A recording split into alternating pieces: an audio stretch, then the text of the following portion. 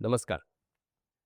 आयुष्यमान भवच्या आजच्या सीरीजमध्ये आपले जे पाहुणे आहेत, ते प्रत्येक व्यक्तीच्या चांगलं दिसण्यामागं एक खूप महत्त्वाची भूमिका बजावतात.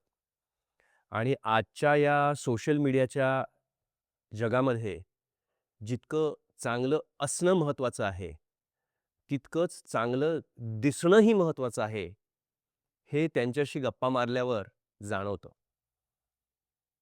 भारतामध्ये स्किन सिटीच्या 10 वेगवेगळ्या ब्रांचेस, भारतातले असे पहिले त्वचारोग तज्ञ ज्यांनी स्किनला एक वेगळा लेझर अँगल दिला, म्हणून त्यांना आपण लेझर मॅन ऑफ इंडिया म्हणतो.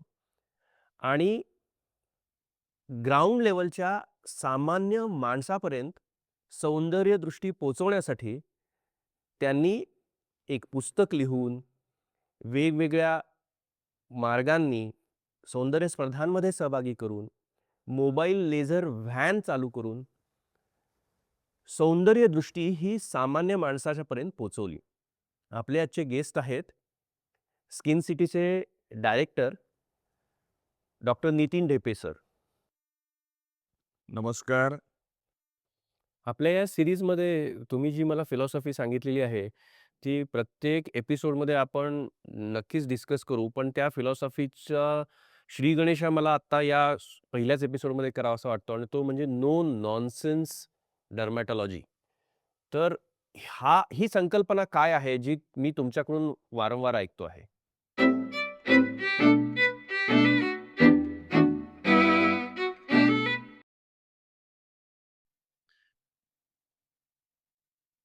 डर्मॅटॉलॉजीचा जो प्रवास आहे ना, तो डर्मॅटॉलॉजीचा प्रवास हा डर्मॅटॉलॉजीपासून तो प्रोसिजर आणि लेझर आणि तिथून कॉस्मेटॉलॉजीकडे सुरू झाला.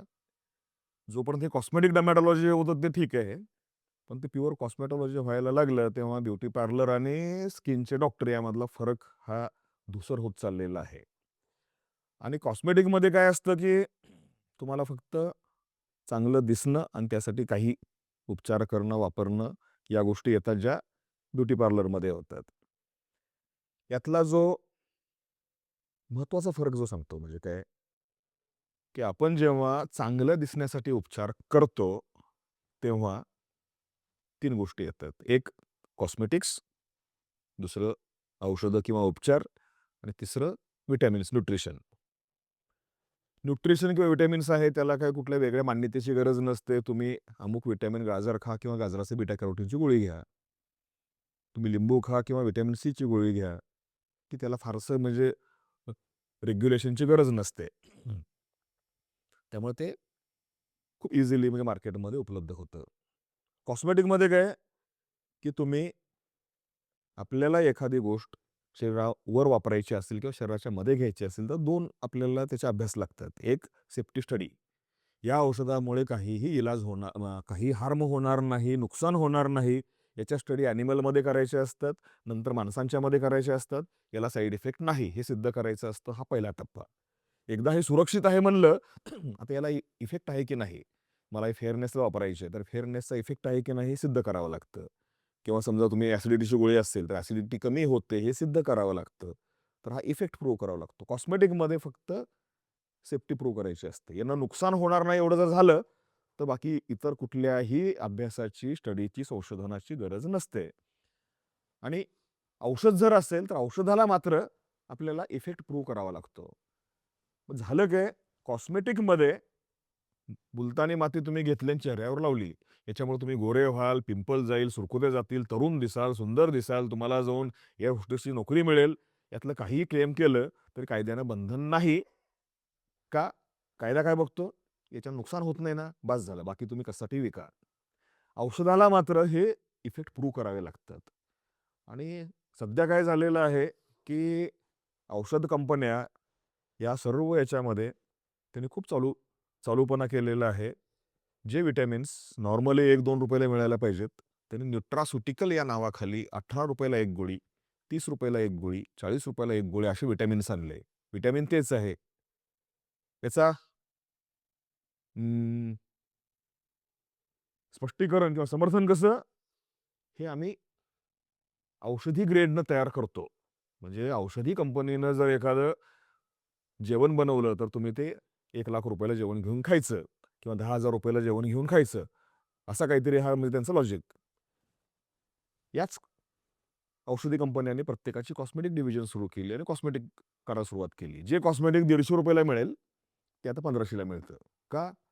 तर हे औषधी ग्रेडचं सर्वात दर्जेदार कॉस्मेटिक आहे. दर्जेदार आहे, चांगली गोष्ट आहे. खूप म्हणजे चांगल्या कंपनीने बनवलेलं चांगलं आहे. पण त्यामुळे त्याची किंमत 10 पट कशी होऊ शकते? मुळातच त्याची किंमत 10 पट असते सुरुवातीलाच. ती कॉस्मेटिक्सच्या 10 पट या कॉस्मॉस्युटिकलची किंमत झाली. आणि तिसरा यातला फरक आहे, की हे सर्व न्यूट्रास्युटिकल, कॉस्मॉस्युटिकल जे की कॉस्मेटिक आहेत आणि व्हिटॅमिन्स आहेत, ते फक्त आणि फक्त डॉक्टरांच्या काउंटरवर विकत मिळतील. का? तर डॉक्टर त्यातला अभ्यास करून तुम्हाला रिकमेंड करतील. म्हणजे कॉस्मेटिक आणि व्हिटॅमिन हे डॉक्टरांच्या मार्फत विकायचे आणि ते 10 पट किमतीला विकायचे. हा जो नॉनसेन्स आलेला आहे, मी याला म्हणतो, की कॉस्मेटॉलॉजीमध्ये आलेला नॉनसेन्स. याच्यामधलं शास्त्र आहे का? आहे. हे पूर्णच कचरा नाही.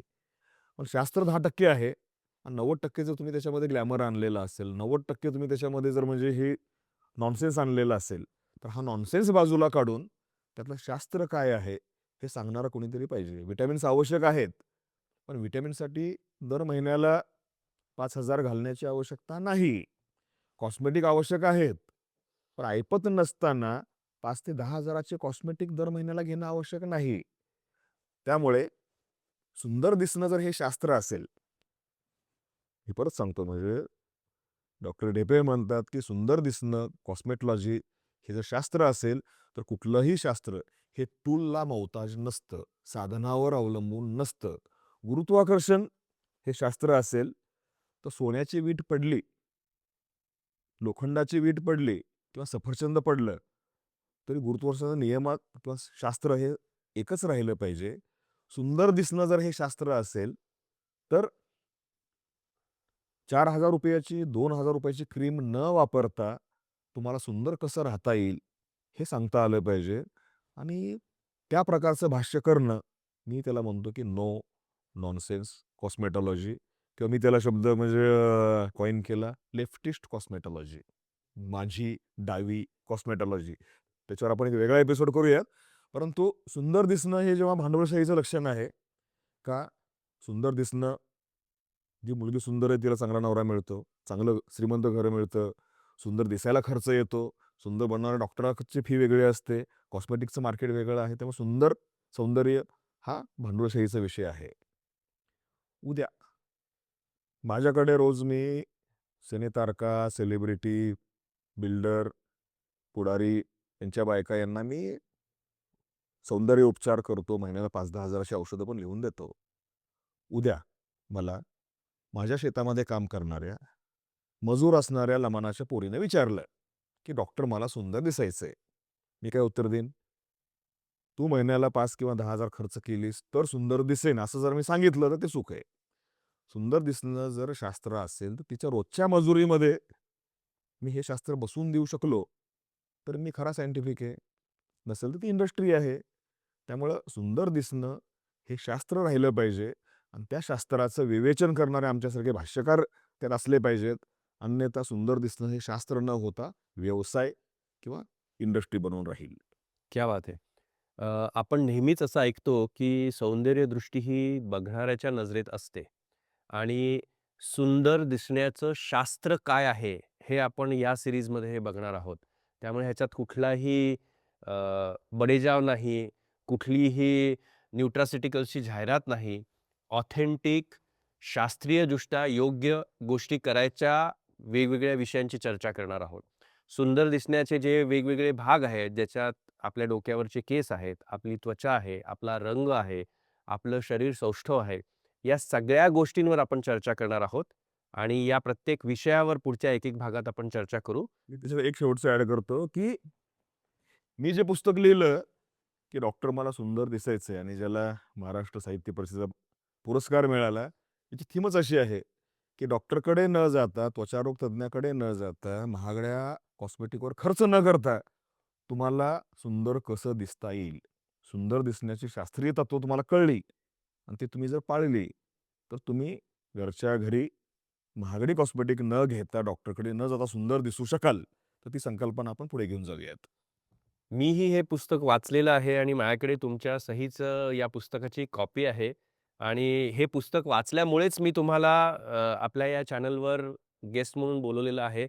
तर मी सगळ्या आपल्या प्रेक्षकांना जरूर विनंती करेन, की आपले सगळे एपिसोड्स त्यांनी मनापासून ऐकावेत, बघावेत आणि त्यांच्या रेफरन्ससाठी हे पुस्तक उपलब्ध आहे.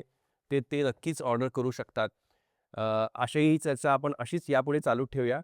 हा एपिसोड इथंच थांबूया आणि प्रेक्षकांना विनंती करूया, की तुम्हाला आमच्या या गप्पा आवडत असतील, तर लाईक करा, सबस्क्राईब करा आणि हा विषय जास्तीत जास्त लोकांपर्यंत पोहोचेल याच्यासाठी शेअर करा.